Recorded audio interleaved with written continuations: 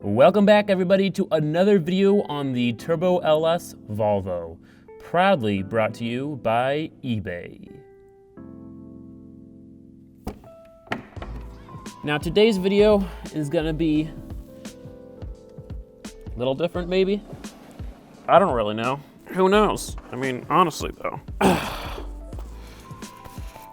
I don't have any fancy new parts. So in today's video, we will be working with what we have and getting some things ready that we need later on in the build. Things like a custom drive shaft, things like custom wheels to fit on the back. And then we'll start on other things like a shifter, and I think that will probably be it. If you missed the last video, you should check it out because we've got the engine and we've got the transmission in this thing. So all the hard work is done. Now, since the car is on the ground right now, these aren't actually connected to anything, I'm gonna go ahead and measure for a custom drive shaft. Pretty much every car I've had to build in the last couple of years needed a custom drive shaft. This has a custom drive shaft, Rally Miata's got a custom drive shaft, and this is gonna get a custom drive shaft. Custom drive shafts are actually really easy to get. The things they need to make me a drive shaft: what flanges, so I've got a T56 and a forward 8.8 from a 2000 and whatever Explorer. I'll give them the length from the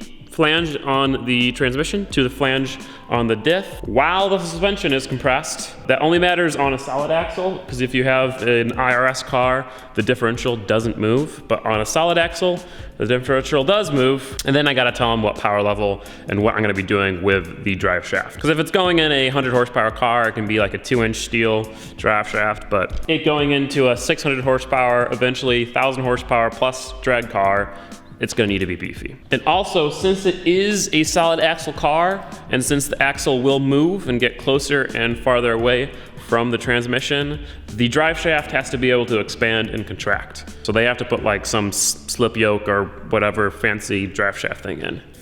Okay, so from the flange to the flange, 53 inches. 53.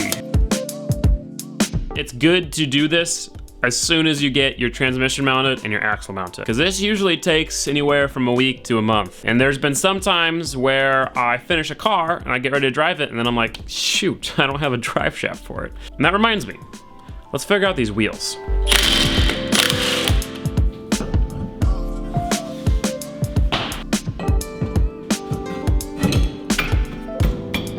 So I've put the rotor and the caliper on. These are being replaced, but I wanted to put them on so I could figure out where the wheel is gonna mount, so I can figure out how much back spacing I need. There are really two ways to measure offset, and you can measure it by offset or you can measure it by back spacing. Back spacing is pretty much measuring how much of the wheel is behind the hub. So if I had a 7-inch wide wheel mounted on this hub and the wheel had 3.5 inches of back spacing, that means the flange of the wheel is right in the middle of it. Because if there's 3.5 inches of back spacing, that means there's 3.5 inches of spacing in the front, so blah, blah, blah. Offset is measuring how far off center the wheel flange is. So if you have 0 offset, then the flange of the wheel is in the middle of the wheel. If you have plus 25 millimeters of offset, then that means the flange of the wheel is 25 millimeters closer to the outside of the wheel, thus pushing the entire wheel back in 25 millimeters. Does that make sense? Am I explaining this well? Either way, when you're measuring for wheels, I think back spacing is easier. Say this is the flange of my wheel, right? So I'm gonna place that on the rotor. I want the outside of the wheel to be like 1 inch farther. So I need like a 14x7 with around 5.5 inches of back spacing. It means there's only 1.5 inches in front of the wheel hub. In my mind, that's about the minimum I can have, because otherwise the studs will be farther out than the wheel. I'm gonna call some places and see if any of them can even do that. I don't think they're gonna pick up. Okay. Unfortunately, this is turning out to be a bigger issue than I first expected. So the reason why we have to get these custom wheels is because the axle is much longer than the stock axle. And if we just put on normal wheels, then they're gonna poke. In hindsight, I should have gone through the effort of shorting one side of the axle, and then I could have ran normal wheels, as many of you guys have mentioned, but I thought getting custom wheels made or just finding wheels with a really high offset wouldn't be an issue, but Every place I've called, it's gonna be at least 2 months, 2 to 3 months until the wheels are done, and there's no off-the-shelf wheels with higher offsets. Next time, kids, shorten your axle. It's just more worth it. I mean, how hard is it to get some custom-made wheels? That they don't have to be pretty. They just have to be pieces of steel. I wonder if it's possible for me to make my own wheels. You know, if I actually get them balanced right and stuff. That might be something to consider. Now that all those things are taken care of, it's time to pull the trans and make a shifter. I don't want to pull the trans, but we have to in order to replace the slave and make the shifter. So here we go.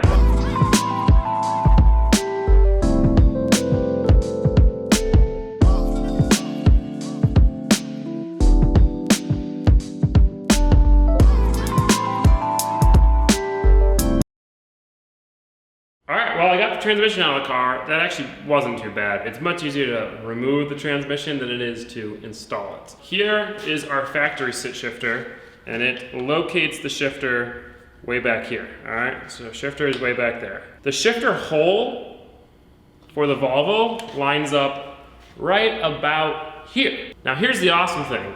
The actual actuator on the transmission is right here. We can fabricate something that will mount the shifter right here. It'll still work, and it will line up with the Volvo shifter hole.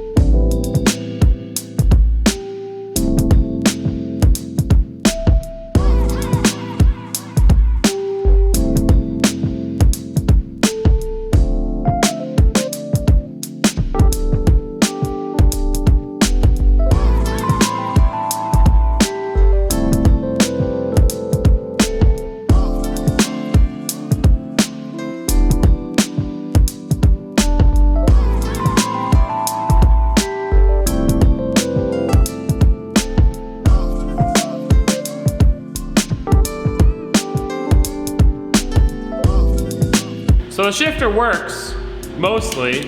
You can hit first, second, third, fourth, fifth, and sixth, but you can't hit reverse. The linkage is a little off, so it isn't possible for it to get tilted enough to go into reverse. So I actually have to cut it and re-weld it, and hopefully that will fix it.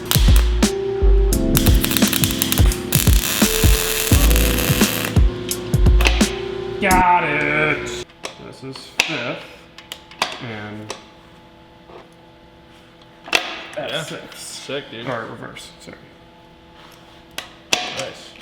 We got like some. Oh, yeah. That's what I just welded. That was so hot. We get some like bushings in here, or we're gonna be wiggly as hell, dude. Those are bushings. Oh, no, this is neutral. This is neutral. Yeah, so dude, what's all that play? I don't know. T56s aren't known for their best shifts. Oh, okay. Huh? Ah, fuck! Oh! I did exactly what you did.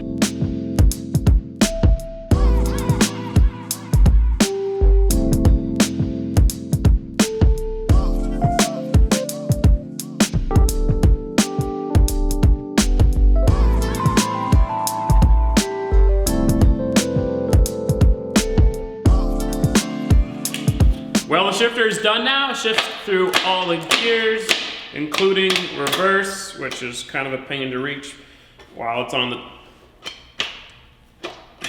It goes into reverse, all right? I just don't want to freaking flip the transmission off the jack. I'm gonna pull the shifter off and make sure it actually fits into the area that it's supposed to fit into.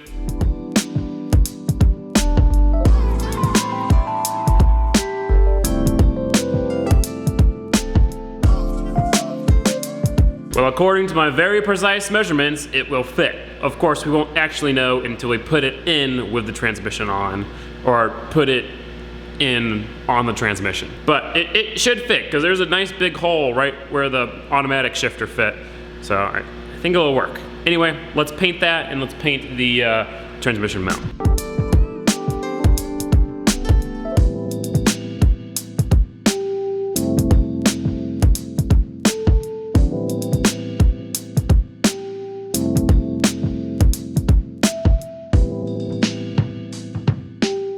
So we've had some more parts arrive. We've got wastegates. This thing's a big boy. It's almost as, it's not as big as my head, but it's a big boy. And what's crazy is that there's 2 of these. 2 44mm wastegates. Crazy, going from like turbo 4-cylinder stuff to a turbo 8-cylinder, everything is just so different. I actually had to buy 2 turbos because the first turbo I bought, which I thought was like this massive turbo, was too small. And here I was just gonna buy one 44mm wastegate, and then Mike was like, nah, you need 2. A lot of people are asking where you are, Pasha. I don't believe you. That's nice. Look at that. He's not even coming into the light. He's too sad. He's too scared. All right. What are you doing? Where are you, huh? I work, and then I'm lazy at home eating and sleeping. And playing Fortnite. And playing games. Yes. But yeah, Pasha's alive, so don't get worried. Thank you. He's alive. Unfortunately, that's all we have in store for the Volvo right now. I don't want to put the trans back in until we get the new slave cylinder, and I don't have any other parts to install. So that is that for now. I want to show you guys something else that's kind of sad. The poor Rally Miata. It's been sitting out here for like almost 2 months. The brakes are all rusted out, rusty brakes. There goes my track pads. It has windows in it, but the window seals aren't in here. So every time it rained or snowed, this thing filled with water. Thankfully it's not too rusty, but and I just feel bad. This car's so cool and it's just been sitting out here rotting away. Battery's dead, hasn't ran in forever. Look at all the mud that just has fallen off of it from all the rain and stuff. It's kind of hilarious. Anyway, we're gonna push this thing inside, get the battery charged, get it started, get it inside for winter. We're definitely gonna do some things to this car so we can have some fun with it when it snows, but for now, we're focusing on the Volvo. But we should get it inside. I never understand how they read this damn thing. All I know is that it's really dead. Civic is still here, guys, too, in case you were wondering. Not planning on fixing the Civic, but I do have plans for the drivetrain. Gonna rebuild this puppy and throw it into something even cooler. Anyway, ladies and gents, that's going to be it for this video. In the next video, we will hopefully get the trans put back in and start working on either the cooling system or the turbo kit. Probably the cooling system, because we have to do that before the turbo kit. For this month, I'm gonna be trying to like vlog a little bit more, record some more behind the scenes, more informational stuff. That way I can upload a little bit more frequently. For the past few years, my upload frequency has been diminishing, and I wanna try to get back into uploading 3 times a week, 4 times a week. The problem is that all the stuff I do, I'm doing it, I'm editing it, I'm recording it, I'm doing the work, and I don't like making videos where I don't accomplish much. So that has just lended itself to less and less videos. But I want to try to push myself to make more. So that's it, guys. Thank you so much for watching. If you need any car parts, check out eBay. If you want some awesome hoodies, check out eminventory.com. Both links are in the description. If you want to watch the next video, you can watch it now on Patreon. That's it. Peace out, guys. Goodbye.